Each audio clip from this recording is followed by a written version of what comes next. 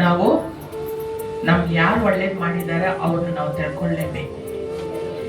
ಎಲ್ಲದಕ್ಕಿಂತ ದೊಡ್ಡದಾಗಿ ದೇವ್ರನ್ನ ತಿಳಿಯಬೇಕು. ಯಾಕಂದ್ರೆ ನಮಗಾಗಿ ಮನುಷ್ಯರು ಯಾರೋ ಪ್ರಾಣ ಕೊಟ್ಟಿಲ್ಲ, ಯೇಸು ಸ್ವಾಮಿನೇ ಪ್ರಾಣ ಕೊಟ್ಟಿದ್ದಾರೆ. ಅವರೇ ಪರಲೋಕ ಕರ್ಕೊಂಡೋಗೋ ಒಳ್ಳೆ ದೇವರಾಗಿದ್ದಾರೆ. ಅದರಿಂದ ಅವ್ರನ್ನ ಬಿಟ್ಟು ನಾವು ಯಾರನ್ನೂ ಹಿಂಬಾಲಿಸಬೇಡ. ಏನಕ್ಕೆ ನಾನು ಇಷ್ಟೆಲ್ಲ ಹೇಳ್ತಾ ಇದ್ದೀನಿ ಅಂತ ಅಂದ್ರೆ, ಇಲ್ಲಿ ದೇವರು ಈ ಲೋಕದಲ್ಲಿ ಇರುವಾಗ ಯಾವ ತರ ನಡ್ಕೊಂಡ್ರು.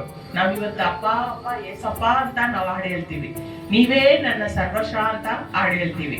ಆದ್ರೆ ಈ ಲೋಕದಲ್ಲಿ ಯೇಸು ಸ್ವಾಮಿ ಇರುವಾಗ 3.5 ವರ್ಷ ಅವರು ಸೇವೆ ಮಾಡಿದ್ರು ಅಲ್ವಾ. ಆ 3.5 ವರ್ಷದಲ್ಲಿ ಅವರು ಎಷ್ಟು ಕಷ್ಟಪಟ್ರು, ಎಷ್ಟು ಪಾಡುಗಳು ಪಟ್ರು, ಯಾವ ತರ ನಡ್ಕೊಂಡ್ರು, ಯಾವ ತರ ಪಿತನ ಜೊತೆನಲ್ಲಿ ಇದ್ರು.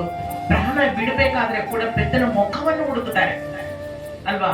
ಅದೇ ತರನೇ ನಾವು ಕೂಡ ಪ್ರತಿಯೊಂದು ದಿವಸ ಕೂಡ ನಾವು ಯೇಸು ಸ್ವಾಮಿ ಮುಖವನ್ನೇ ಹುಡುಕ್ಬೇಕು. ಅವ್ರ ಮುಖ ನೋಡಿದ್ರೇನೆ ನಮ್ಗೆ ಸಂತೋಷ.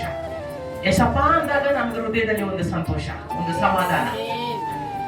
ನಮ್ಮ ಸಭೆಯಲ್ಲಿ ಜನ ಕಡಿಮೆ ಇರ್ಬೋದು, ಆದ್ರೆ ಕೊಡೋದು ಬಿಡೋದು ದೇವ್ರ ಕೈನಲ್ಲಿದೆ. ಆತ್ಮಗಳನ್ನ ಅವ್ರು ಕೊಟ್ರೇನೆ, ಅವ್ರು ಕೊಟ್ಟಿಲ್ಲ ಅಂದ್ರೆ ನಾವು ಸೇರಿಸ್ಬೋದು, ಸುಳ್ಳು ಪಳ್ಳಿ ಹೇಳಿ ಸೇರಿಸ್ಕೊಬಹುದು. ಆ ತರದ್ ಬೇಡ. ದೇವ್ರು ಬರುವಾಗ 10 ಜನನೇ ನಾವು ದೇವ್ರ ಜೊತೆ ದೇವ್ರ ಹತ್ರ ಕರ್ಕೊಂಡೋಗಿ ನಿಲ್ಸಿದ್ರೇನೋ ಕೂಡ ನಮ್ಗೆ ಜೀವ ಕಿರೀಟ ಇದೆ. ಆಮೇಲೆ